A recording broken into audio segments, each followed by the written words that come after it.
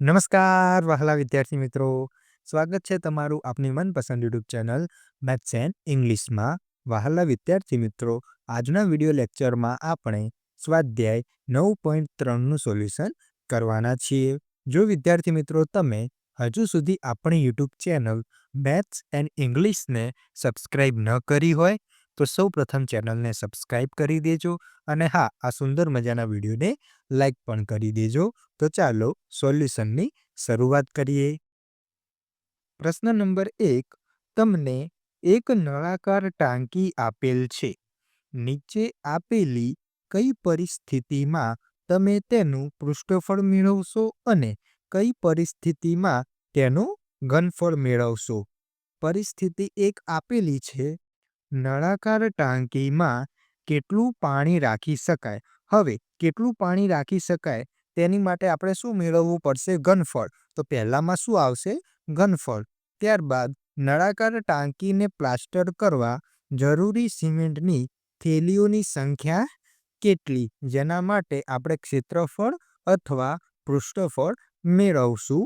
અને નળાકાર ટાંકીમાં ભરેલા પાણીથી પાણીની કેટલી નાની ટાંકીઓ ભરાશે તેની માટે આપણે ઘનફળ મેળવીશું. એટલે કે 1 અને 3 માટે ઘનફળ શોધીશું અને 2 માટે ક્ષેત્રફળ અથવા પૃષ્ઠફળ શોધીશું.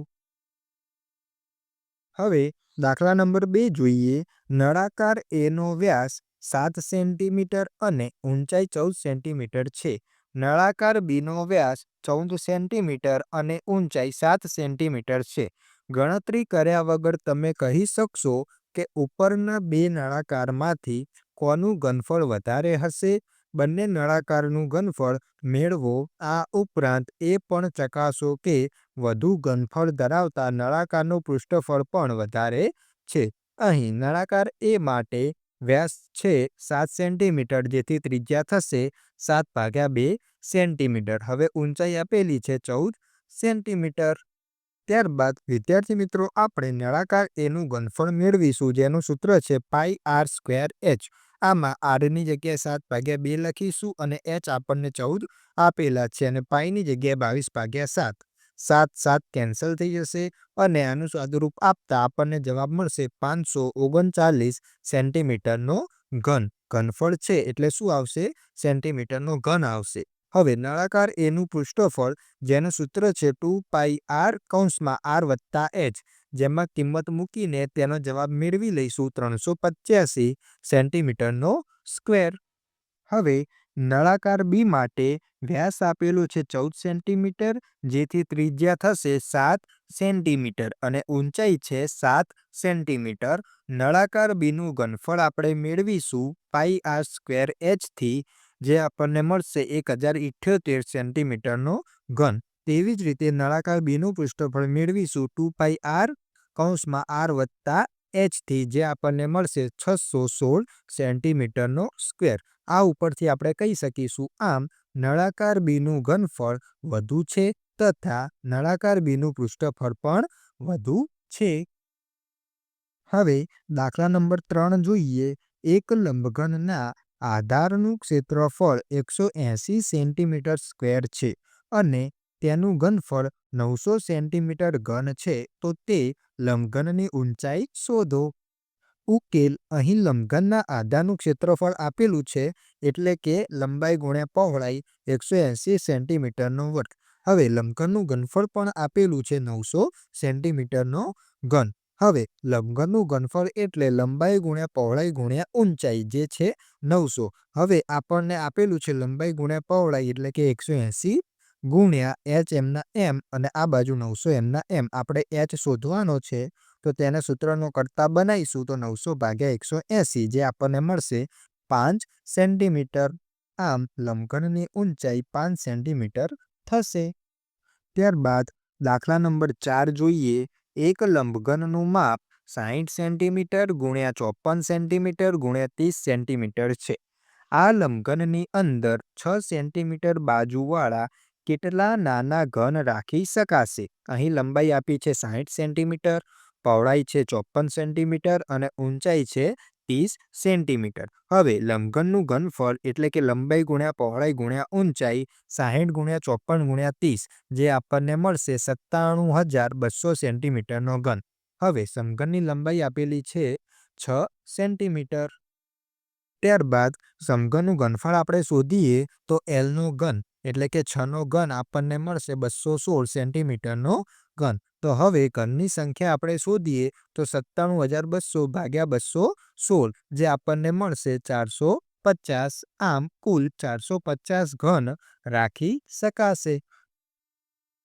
હવે દાખલા નંબર 5 જોઈએ, જેનું ઘનફળ 1.54 મીટર ઘન અને તેના આધારનો વ્યાસ 140 સેન્ટીમીટર હોય એવા નળાકારની ઊંચાઈ મેળવો। અહીં વ્યાસ આપ્યો છે 140 સેન્ટીમીટર એટલે ત્રિજ્યા આપણને મળશે 70 સેન્ટીમીટર। હવે નળાકારનું ઘનફળ બરાબર 1.54 મીટર ઘન આપેલું છે, જેને આપણે સેન્ટીમીટરમાં ફેરવીને પણ લખી દીધું છે। તો πr² બરાબર આ જે ઘનફળ આપ્યું હતું તેની કિંમત લખી છે, જેથી આપણને h ની કિંમત મળશે 100 સેન્ટીમીટર। આમ નળાકારની ઊંચાઈ 100 સેન્ટીમીટર થશે।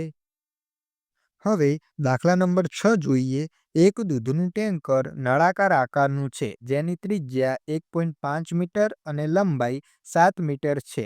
આ ટેન્કરમાં કેટલા લીટર દૂધ ભરી શકાશે? અહીં નળાકાર માટે ત્રિજ્યા 1.5 મીટર અને ઊંચાઈ 7 મીટર આપેલી છે। હવે ઉકેલ જોઈએ તો નળાકાર ટેન્કરનું ઘનફળ πr² થશે, જેમાં કિંમત મૂકીને તે આપણે મેળવીશું 49.5 સેન્ટીમીટરનો ઘન। હવે ટેન્કરમાં ભરી શકાતા દૂધની ક્ષમતા, તો આ જે સેન્ટીમીટરનો ઘન આપેલું છે તેને લીટરમાં ફેરવીશું એટલે તેને 1000 વડે ગુણવા પડશે, તો આપણને મળશે 49,500 લીટર। આમ આ ટેન્કરમાં 49,500 લીટર દૂધ ભરી શકાશે। ત્યારબાદ દાખલા નંબર 7 જોઈએ વિદ્યાર્થી મિત્રો, જેમાં આપણને કહ્યું છે જો કોઈ ઘનની દરેક બાજુને બમણી કરી દેવામાં આવે તો 1 નંબર તેના પૃષ્ઠફળમાં કેટલા ગણો વધારો થશે? તો L લંબાઈની બાજુ ધરાવતા ઘનનું પૃષ્ઠફળ આપણને ખબર છે કેટલું થાય, 6L²। હવે 2L જુઓ લંબાઈ કેટલી કરી બમણી, તો લંબાઈની બાજુ ધરાવતા ઘનનું પૃષ્ઠફળ કેટલું થશે 6m L ની જગ્યાએ શું થશે 2L અને આખાનો વર્ગ। હવે 6 ગુણ્યા 2નો વર્ગ 4 અને Lનો વર્ગ L²। હવે 4ને આગળ લખીએ ગુણ્યા 6L²। તમે જોઈ શકો છો આ શું હતું, L લંબાઈ ધરાવતા ઘનનું પૃષ્ઠફળ, તો કેટલા ગણો વધારો થયો કહેવાય 4 ગણો। તો આમ પૃષ્ઠફળમાં 4 ગણો વધારો થશે। ત્યારબાદ હવે પ્રશ્ન નંબર 2 જોઈએ, તેના ઘનફળમાં કેટલા ગણો વધારો થશે? તો L લંબાઈની બાજુ ધરાવતા સમઘનનું ઘનફળ એટલે કે L ઘન। હવે લંબાઈ કરવાની છે બમણી, તો 2L લંબાઈની બાજુ ધરાવતા સમઘનનું ઘનફળ, L ની જગ્યાએ 2L અને આખાનો ઘન એટલે કે 8Lનો ઘન। આમ ઘનફળમાં 8 ગણો વધારો થશે। હવે છેલ્લો દાખલો છે, એક કુંડની અંદર 60 લીટર પાણી પ્રતિ મિનિટના દરથી પડે છે। જો કુંડનું ઘનફળ 108 મીટર ઘન હોય તો આ કુંડને પાણીથી સંપૂર્ણ ભરાતા કેટલા કલાક લાગશે? હવે ઉકેલ જોઈએ તો કુંડનું ઘનફળ બરાબર 108 મીટર ઘન એટલે કે 1,08,000 લીટર। હવે 60 લીટરે 1 મિનિટ ભરાતા લાગે તો 1,08,000 લીટરે કેટલી મિનિટ લાગશે? તો આપણે 1,08,000 ને 60 વડે ભાગીશું, જે આપણને મળશે 1800 મિનિટ, જેને કલાકમાં ફેરવતા 30 કલાક જવાબ મળશે। તો આમ આ કુંડને પાણીથી સંપૂર્ણ ભરાતા 30 કલાક લાગશે। તો વિદ્યાર્થી મિત્રો, અહીં આપણે સ્વાધ્યાય 9.3ના તમામ પ્રશ્નોનું સોલ્યુશન પૂર્ણ કરીએ છીએ। મળીશું એક નવા વિડીયો સાથે।